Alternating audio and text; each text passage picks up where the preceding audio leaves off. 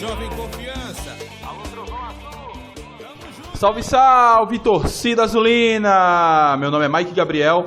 Estamos começando o podcast Bancada Azulina de número 26 para falar sobre a derrota em Recife diante do Náutico por 3-1 na noite da última sexta-feira. E para falar sobre esse jogo, eu tô aqui com o Lucas Oliva. E aí, Lucas, como é que foi sua semana? Como é que você está, camarada?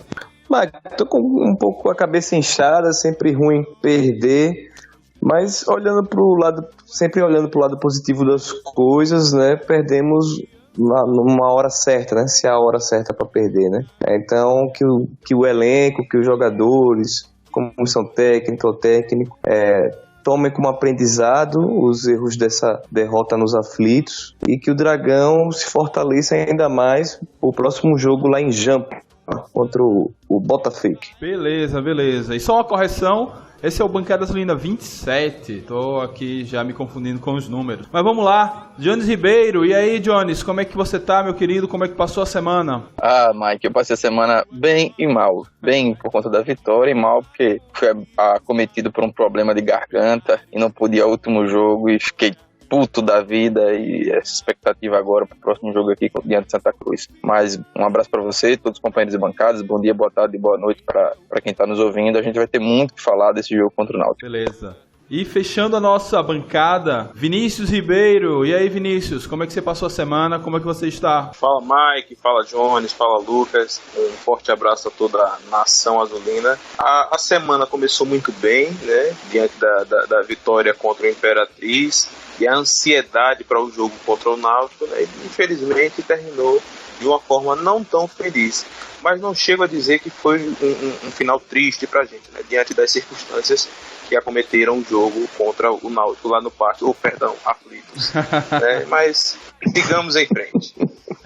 Beleza, e o podcast Bancada Azulina você encontra no site dragãodearacaju.com.br, também no YouTube, no Spotify e no Apple Podcast, ok?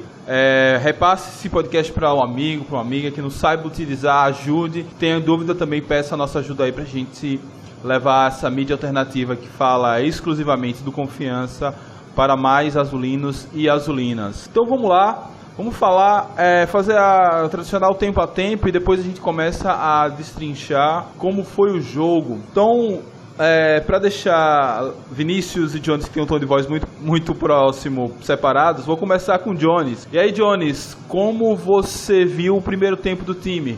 O time saiu na frente, deu para animar, foi justo o resultado de empate? Comente aí.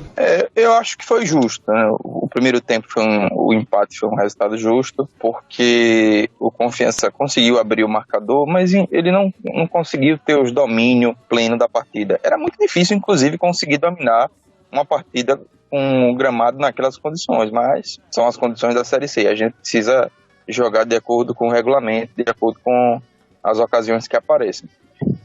Mas um gol de bola parada que a gente faz muito bem, é o nosso forte até agora no campeonato, e tomamos um gol de uma bola que talvez a zaga pudesse afastar, teve um pouco de desatenção, o cara conseguiu dominar, e Thiago tem muita qualidade, é uma das revelações, eu acho que não da Série C, mas acho que o futebol brasileiro nesse ano, um jovem de 18 anos, promete muito habilidoso, fazedor de Mas gol. não foi Thiago não, Jones, foi Carvalho, né? Matheus Carvalho. O 1 foi gol do Thiago. Matheus fez o 3, fez o terceiro. Mas o que chamou a atenção é que no primeiro tempo o Náutico estava defendendo do lado ruim, Confiança estava defendendo do lado bom. Então, em tese, Confiança teria mais possibilidades de sair jogando e o Náutico teria mais facilidade de atacar, porque era o lado que estava menos encharcado do campo. Mas foi um jogo muito parelho no primeiro tempo e o 1-1 foi sim de bom tamanho. Beleza. Lucas, a gente volta para o segundo tempo naquela esperança de jogar no lado mais limpo do gramado e que seria uma vantagem para o Confiança, mas tomamos 2 gols e saímos derrotados e o time pouco produziu nesse segundo tempo. Como você enxergou esse segundo tempo de partida? Não, o segundo tempo foi terrível, né? Foi um terror. Só que eu queria começar a minha análise, esse jogo foi um jogo muito peculiar. Talvez com o estado do gramado em condições normais de jogo, o time do Confiança teria a melhor sorte. Então, é uma partida que você tem que fazer uma análise através de dois aspectos. O primeiro aspecto é que não tinha condições de jogo, né? Os aflitos, assim como no Arruda, foram os 2 jogos que a gente perdeu nesses últimos 13 jogos, para os pernambucanos e para esses gramados lá de Recife, que estão terríveis. Engraçado que Pernambuco, né, é um estado economicamente um pouco superior aos demais, só que tá nessa Série C desse ano está apresentando os piores gramados. Então não tinha condições de jogo. E o time do Confiança é um time muito técnico, que triangula bem. Nosso ponto forte é a tabelinha ali de Vertinho com Ítalo. Temos um lado direito forte com o Marcelinho, que conduz bem a bola com muita velocidade. E tudo isso ficou comprometido porque a bola não rolava, a bola ficava travada no campo, nas poças de lama. E então foi um Confiança que não se adaptou ao piso, né? Apesar que o técnico fica falando, não, gosto de pensar por adversário, por circunstâncias, mas mostrou que foi um pouco da boca para fora esse discurso do Daniel Paulista, que quando ele se deparou com essa situação extrema de um campo sem condições, ele manteve o time, que é um time titular, que vem muito bem e tudo mais. Teve um pragmatismo ao extremo, né? Porque estava claro que Ítalo não ia conseguir jogar ali, apesar que começa bem no primeiro tempo, dando algumas fintas, né? Fazendo os jogadores do Náutico passarem direto. Só que não tinha condições de jogo. E é engraçado que quando começou o jogo, eu fiquei com essa mesma impressão de Jones, que tinha um lado que estava impraticável, e tinha um outro lado do campo que dava para jogar um pouquinho. Então, parecia que a defesa que jogasse no lado bom do campo ia levar vantagem sobre o ataque. Essa era a impressão inicial da gente. Mas aconteceu exatamente o contrário. Os ataques levaram vantagem em cima da defesa do lado ruim do campo, que estava impraticável, um lamaçal total. Então, esse é o primeiro aspecto, né? Um campo ruim que dificultou muito o Náutico é mais feio que o Confiança, é engraçado isso, né? E o nosso time era um time mais técnico, um time que precisa de um campo melhor para mostrar seu futebol. O segundo aspecto da análise é que o Confiança não se adequou a isso. E isso é uma situação preocupante, porque num eventual jogo de mata-mata para o acesso, você pode pegar uma situação lá no Rio Grande do Sul, contra o São José, contra o Ipiranga de Erechim. Você pode pegar uma situação no Mangueirão com um das duplas repar. E o Confiança se mostrou que ele saindo daquela situação dele de campo, ele encontrou grandes dificuldades. Porque no Frasqueirão teve a pressão da torcida, estava lotado, mas tinha campo para jogar. E o Confiança jogou. Mas talvez nessa situação de não ter campo, o Confiança realmente ele não conseguiu se adequar. E isso mostrou uma debilidade do nosso time, né? E uma coisa que está me preocupando muito é o comando de ataque, porque o Renan novamente foi muito mal, como foi na Frasqueira, foi nos aflitos, e aí entra Tito muito mal, como sempre, e aí Bruninho entra péssimo, só fazendo falta, tomando amarelo, quase foi expulso. Então é uma coisa que realmente está me preocupando bastante, é uma coisa que eu já tinha falado nos podcasts muito lá atrás, cobrando uma contratação, um 9 clássico pro comando. E talvez é o nosso grande ponto fraco aí. E do segundo tempo, que foi a pergunta inicial que você me fez, foi terrível, né? Foi terrível, a Confiança tomou 2 gols, aconteceu de tudo. Aconteceu o buraco do Ariston, lá de Drures, eu lembrei, né? Do Sergipão, que botaram 10 baldes de areia para fechar o buraco do Ariston. Esse dos aflitos, acho que foram 2 ou 3 baldes. Teve isso, teve a ambulância, né? Que amigos que estavam lá nos aflitos, parece que foi um migué do Náutico. O Náutico faz o 3-1 e a Confiança vai buscar, e aí do nada inventa que um torcedor passou mal e a ambulância sai, fica 8 para 10 minutos fora. Lucas. Então foi um jogo que aconteceu de tudo. Fala. Antes de você continuar, não foi um migué não, o torcedor passou mal e faleceu, tá? Continue aí, Sonar. Então retiro o que eu falei, né? Retiro o que eu falei e realmente que Deus o tenha, que eu não sabia disso.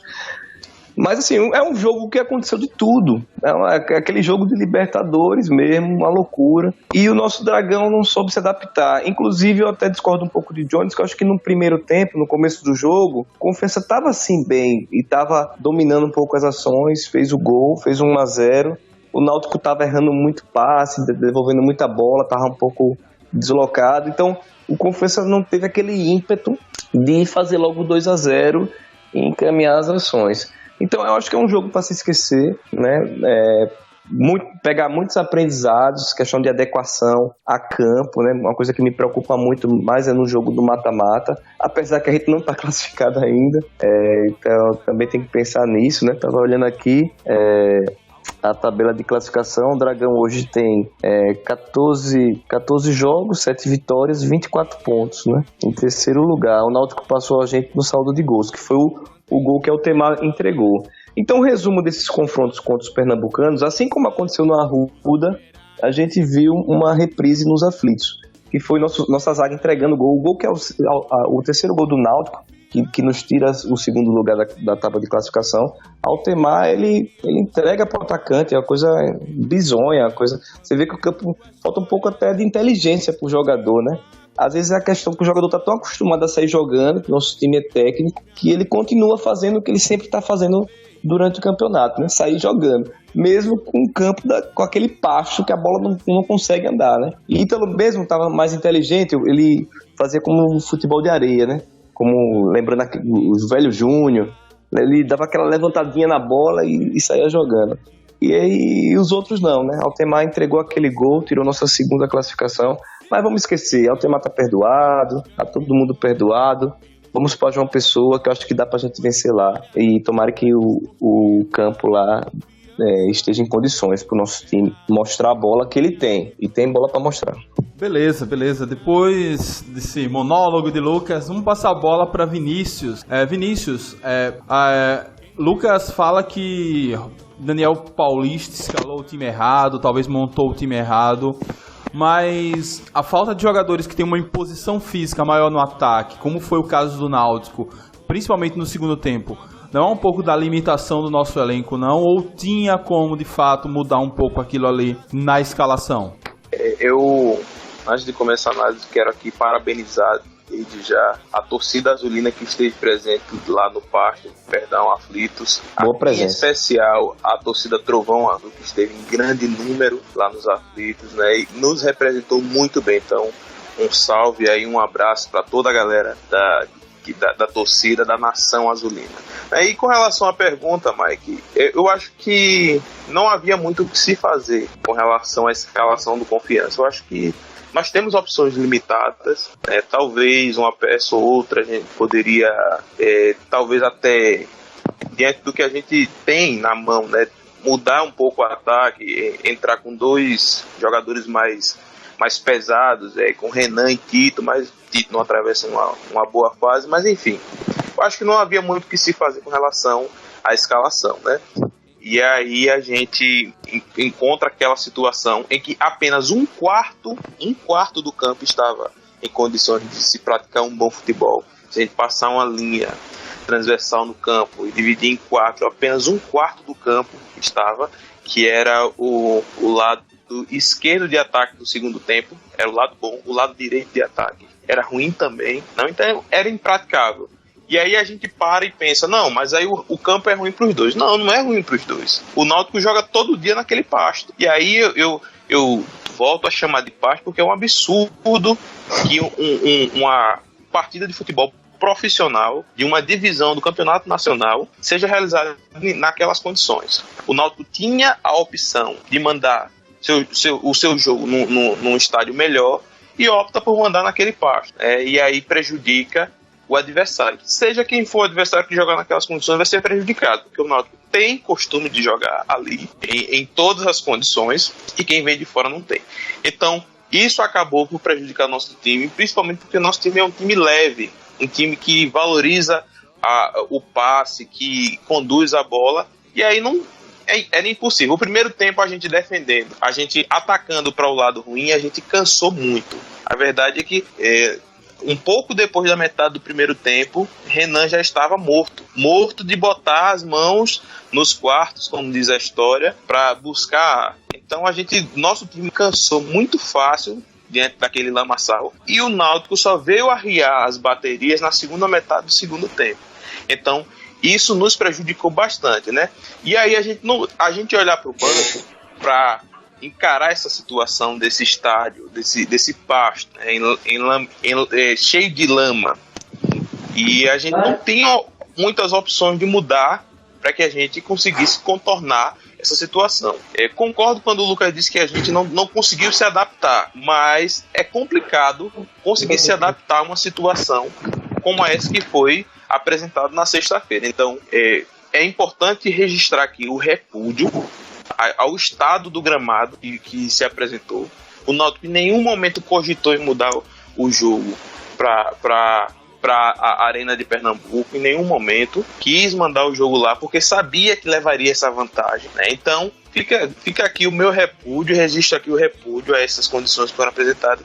E o Confiança perdeu por 3-1 dos dois times de Pernambuco, nas mesmas condições. Lá também no Arruda, outro pasto, o campo cheio de buracos, lama. Então a gente também não conseguiu imprimir o nosso ritmo, que é tocar a bola, né, que valorizar as tabelas na linha de fundo. E a gente não conseguiu fazer. Inclusive lá no Arruda a gente até conseguiu imprimir algum ritmo em alguns momentos, mas se a gente parar para analisar, aquela falha de Rafael Villa, ela deve-se em grande parte às condições do gramado. Então a gente perdeu para os dois pernambucanos muito por conta dos campos que foram apresentados para que a gente se apresentasse. Então a gente foi muito prejudicado nessa rodada. Que fique claro para a torcida, que a torcida compreenda que o nosso momento continua sendo um momento bom. Os jogadores têm muito crédito, né, nesse quesito. A gente vem numa campanha muito boa. Depois de 13 rodadas, aí a gente tem 2 derrotas nas últimas 13 rodadas. Então é um momento bom e a gente precisa continuar apoiando a equipe. Eu tenho certeza que a gente vai conseguir um bom resultado contra o Fake da Paraíba e para voltar e aqui garantir a classificação contra Santa Cruz e 13 nas próximas 2 rodadas. Então a gente continuar apoiando a equipe para que a gente consiga, né, essa classificação para a gente conseguir o sonho do acesso. Bem, só lembrando assim, que o Náutico tentou de fato mudar a partida para o sábado, onde ele entenderia que o gramado estaria em melhor condição, mas eu não me recordo de ter visto alguma tentativa ou tratativa de alterar o campo do jogo para a Arena de Pernambuco, ainda sabendo que existem alguns prazos regulamentares que talvez não daria tempo para tal alteração. É uma coisa pra gente pesquisar aí, para também não ser injusto. São 72 horas. 72 horas, né? Então, eu sei que houve ele, no início da semana ele já queria alterar a data, ou seja, ele já sabia que o campo não teria condições. Tá, beleza. E aí eu vou passar agora para Jones. Jones, você que já foi jogador profissional, e aí eu penso que as nossas últimas 2 derrotas foram justamente para os 2 maiores times, em termos de tradição, desse grupo A da Série C, e as 2 em Recife. Aconteceu um excesso de respeito que acabou levando a algumas falhas que não costumam acontecer e que foram fundamentais para esses 2 resultados negativos? Acho que não, Mike. Nesse momento, eu acho que não. No futebol, o circunstancial, ele também é muito importante. Nós pegamos o Santa Cruz no momento que ele estava numa crescente e também nós estávamos ainda um tanto quanto instáveis. E a gente pegou o Náutico agora no momento que o Náutico está numa clara crescente, tanto é que nos passou. O Náutico em franco crescimento na tabela, ele conseguiu nos vencer. Eu acho que o nosso erro no jogo foi um erro de postura. Acho que nós erramos na postura. Nós tentamos tocar a bola, a gente errou muito passe perto da área, porque a gente tentava ficar tocando a bola. Não era jogo para tocar a bola, de maneira alguma. Ainda que não desse para o centroavante, ainda que não desse para Renan Gordon dividir, que chutasse para longe até dos próprios jogadores. E daria tempo de parar, respirar, reposicionar. Acho que erramos bastante, não soubemos, e isso mostra um padrão, né? Um padrão de que a gente não está sabendo jogar nesses campos muito, muito, muito encharcados, muito, muito ruins. Porque o campo molhado a gente jogou 2 vezes e ganhamos 2 vezes. Nós ganhamos do ABC, lá em Natal, o campo estava pesado, e ganhamos do 13, lá em Campina Grande, e estava pesado. Então acho que contra o Santa Cruz e o Náutico, acho que a questão não é nem respeito, né, excessivo. Acho que é um pouco de medo, né? São os maiores mesmo, nós temos uma dificuldade de vencê-los. A gente tem quase 2 décadas que não consegue vencer o Santa Cruz, vencemos o Náutico ano passado, mas não é costumeiro, e a gente tem que reconhecer as nossas limitações. Agora, só um comentário sobre o gramado do Náutico, dos aflitos do Arruda. Olha, eu acho que Vinícius está certo em dizer as palavras que usou, porque quem desrespeitou o Náutico foi a própria diretoria de colocar um jogo no campo daquele, gente. Não tem condições. Porque, assim, o Náutico, ele estava jogando no estádio lá da Arena Pernambuco até o ano passado. A gente jogou lá e venceu, e nós os vencemos lá. Ele fez a opção de voltar para os aflitos e está claro que ele não fez as obras que deveria fazer no gramado, porque aquilo não é um gramado de futebol. Um dos lados do gramado era algo que era de causar vergonha para o Náutico, né? Olha que eu respeito muito o Náutico, eu respeito muito Santa Cruz, mas os gramados dos aflitos e do Arruda, uma vergonha. Não quero criar polêmica, não quero tirar sarro com ninguém, até porque o Confiança não está em posição de estar tirando onda com o Náutico ou com o Santa Cruz, mas é verdade. As diretorias estão desrespeitando seus próprios clubes. Vocês chegam aqui, o Batistão é um gramado de excelência para vocês jogarem, para praticarem futebol. Nós nos recebemos muito bem. Agora, quando chega lá, nós pequenos, do estado menor da federação, e somos recebidos num gramado com aquelas condições. Espera lá, é uma falta de respeito, né? Falta de respeito com quem viaja 600, 700 quilômetros para ver um jogo de futebol e ver aquilo, né? Aquele gramado, pelo amor de Deus. Mas eu acho que Confiança, ele tem que colocar os pezinhos no chão, né? Jogar com inteligência diante do Botafogo.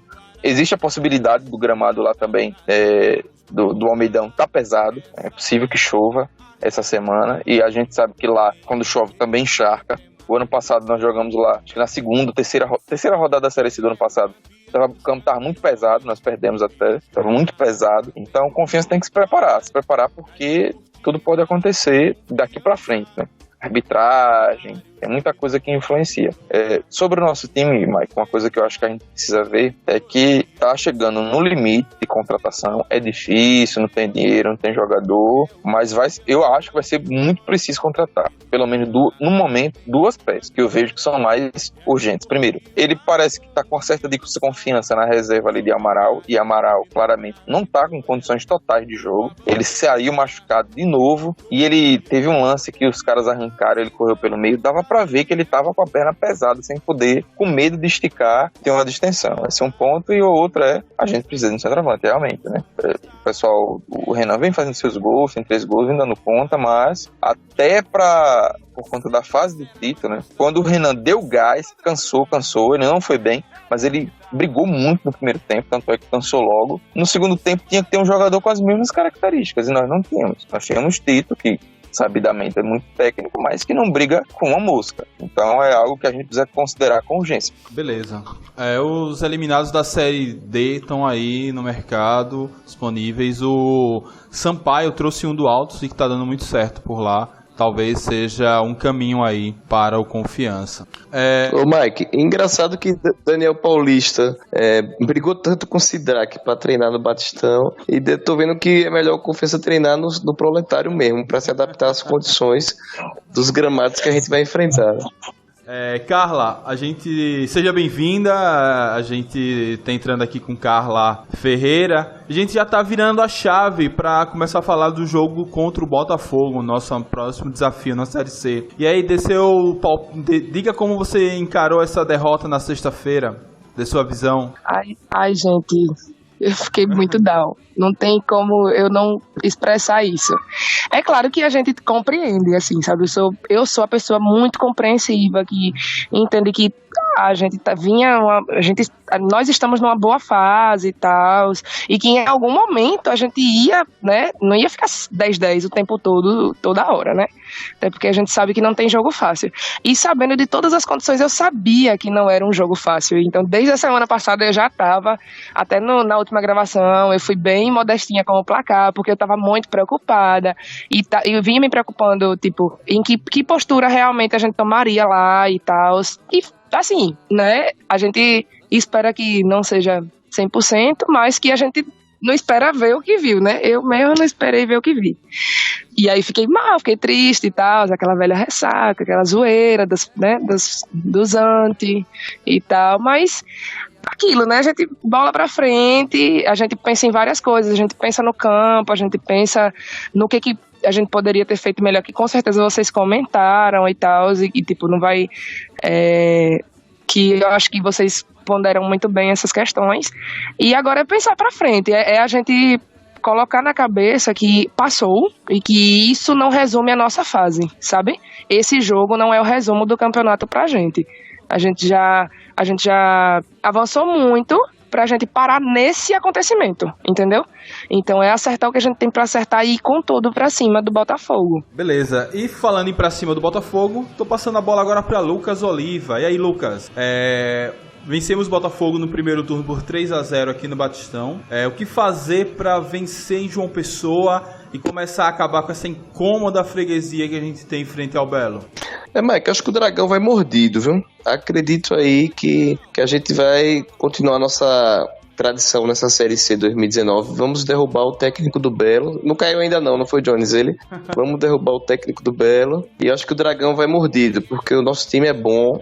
Eu acho que os jogadores, a comissão técnica ficou indignada também com esse resultado dos aflitos, porque eles sabiam que em condições normais de jogo ia ser difícil pro Náutico. Mas eu acho que agora alguém vai pagar essa conta aí do pasto dos aflitos, e quem vai pagar é o Botafake. E acredito bastante no nosso time, e o professor Daniel Paulista vai organizar essas deficiências, né, que ficaram nítidas nesse último jogo, como no comando de ataque. E acho que o Botafogo não vai ser páreo não, por confiança, até porque o Botafogo não tá jogando bola, tá com crise interna, jogadores na balada, tudo mais. Então acho que o Dragão vai ter uma boa semana de trabalho, vai fazer uma boa viagem e vamos vencer lá no Amigão.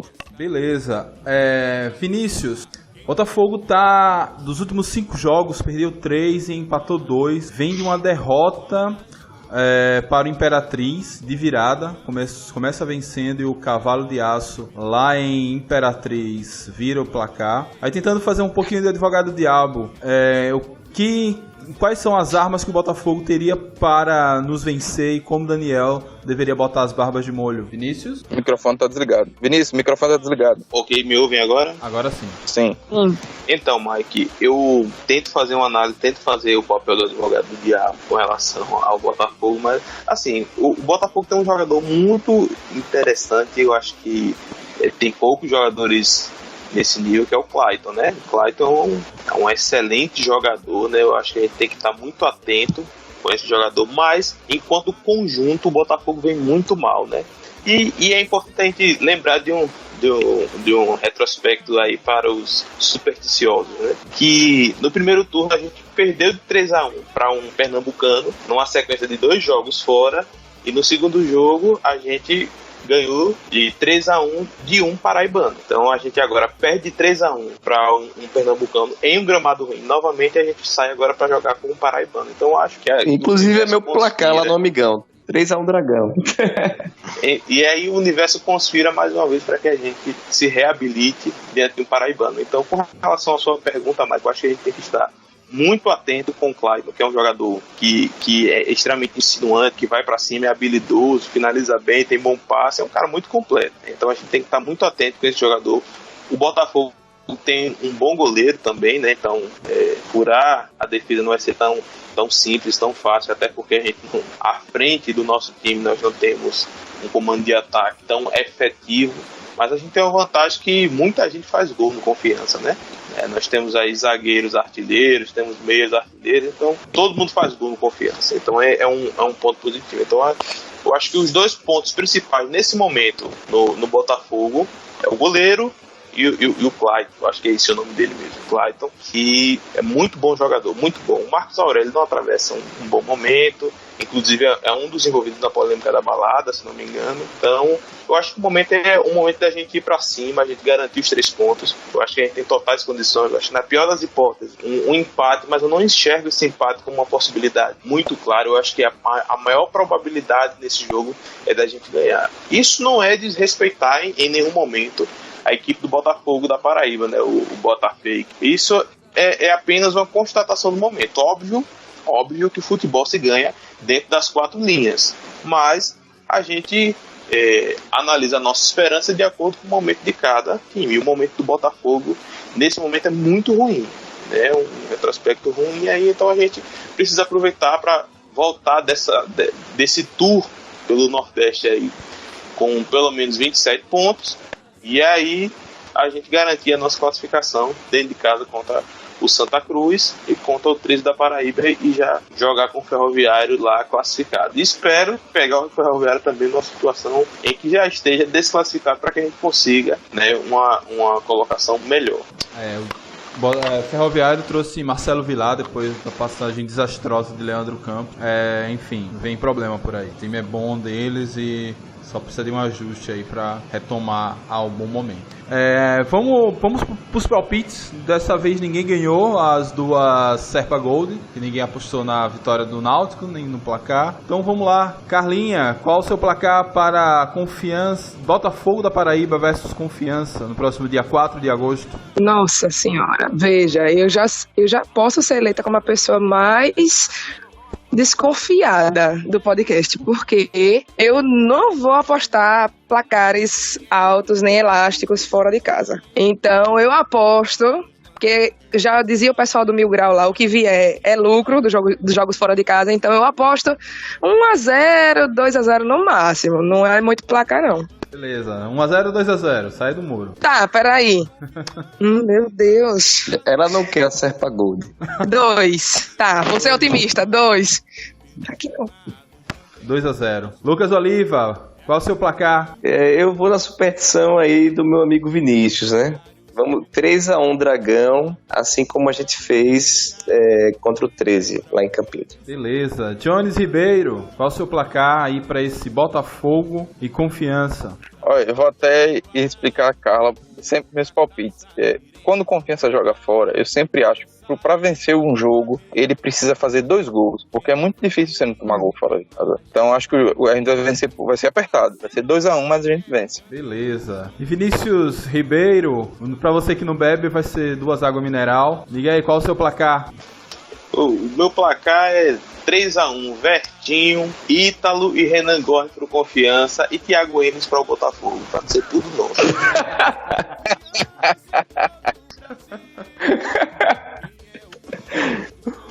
Beleza, e o meu placar vou copiar o de Jones. Pra mim também vai ser 2-1 Confiança. Infelizmente a nossa defesa tem tomado seguidamente gols. Aí vamos guardar essa invencibilidade para retomar agora nessa retinha final contra Santa Cruz e 13, mas aí a gente toma esse gol ainda lá do Belo. Beleza, gente? Mais alguém tem alguma coisa a comentar, alguma coisa a falar sobre o próximo jogo, ou ainda sobre o jogo contra o Náutico? Só pelo Botafogo, contra o Botafogo, né? Rapidinho. Fala, Johnny. O Confiança precisa entrar com paciência nesse jogo. Muita paciência, porque certamente vai pesar muito a fase do Botafogo da Paraíba. Nos últimos 3 jogos, ele fez 1-0 no Santa e pegou o gol no finalzinho do empate. Ele conseguiu empatar na Bacia das Almas em casa contra o ABC. E o Jefinho mais uma vez perdeu um gol daqueles que ele entra sozinho do meio de campo e não consegue fazer. E contra o Imperatriz ele faz 1-0 e pega a virada. Então a fase é ruim. Então, se jogar com paciência, aguardar o momento certo para atacar, com certeza o Botafogo vai dar espaço de gol, com certeza. Sim, eu vi o segundo tempo de Botafogo e ABC, eles deram muito espaço, eles tentaram ir pro abafa, tentaram fazer uma blitz. O ABC teve pelo menos umas 3 chances claras de fazer o gol. Então vamos lá passar para as rodadas de considerações finais. Vamos começar com Carla, que chegou por último. E aí, Carla, considerações finais, se despeça da torcida azulina. Oi? Você ouviu o que eu falei? Eu ouvi mais ou menos, falhou aqui. Considerações finais, se despeça da torcida azulina. Então, eu quero dizer a todos e a todas que a gente tem essa compreensão desse momento, desse jogo de sexta que passou, e virar a página, e que a equipe está trabalhando. Eu confio muito, né, no nosso grupo, e eu creio que a torcida também está confiante nesse grupo e está com fé que a gente vai voltar, né, para os jogos daqui, e vai com tudo, né, para que a gente consiga se classificar. Então, é aquilo, né? A gente tem que manter a calma, não vai ter momento fácil, como eu já tinha comentado antes. Não tem jogo fácil nessa fase. E é isso, apoiar até o fim. Beleza. Vinícius Ribeiro, suas palavras finais para encerrar o podcast.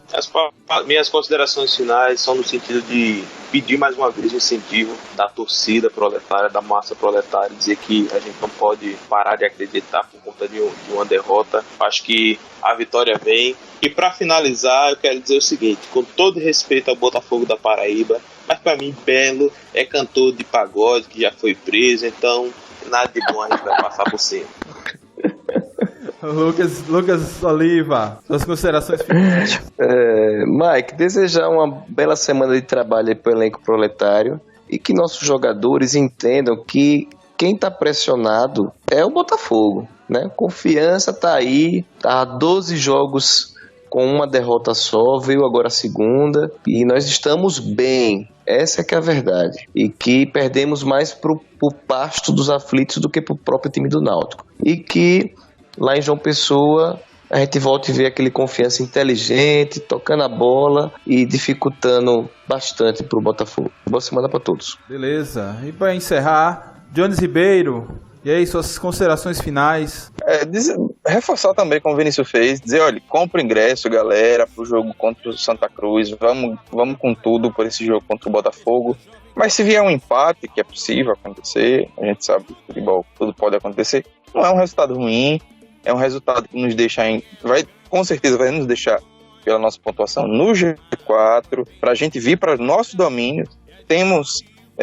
Voltamos a ser um bom mandante, então 2 jogos, 6 pontos em casa, a gente tem tudo para se classificar entre os dois, né? Entre o primeiro e o segundo. Uma coisa boa que aconteceu é que o 13 venceu, e o 13 tem 2 jogos agora contra 2 adversários nossos, o ABC tem 2 jogos contra 2 adversários nossos, ainda brigando para sair da zona de rebaixamento. Então vamos acreditar que vai dar certo. Beleza, pessoal. Da minha parte, agradecer a todos e a todas que chegaram até aqui, muito obrigado. Vamos acreditar. Vamos trazer sim um resultado positivo lá da Paraíba para encarar o Santa Cruz aqui de cabeça erguida, indo para cima, e vamos ver se a gente consegue vencer o tricolor do Arruda depois de 18 anos, incômodos e longos 18 anos sem vencê-lo. Tenha uma boa semana, saudações proletárias e fui!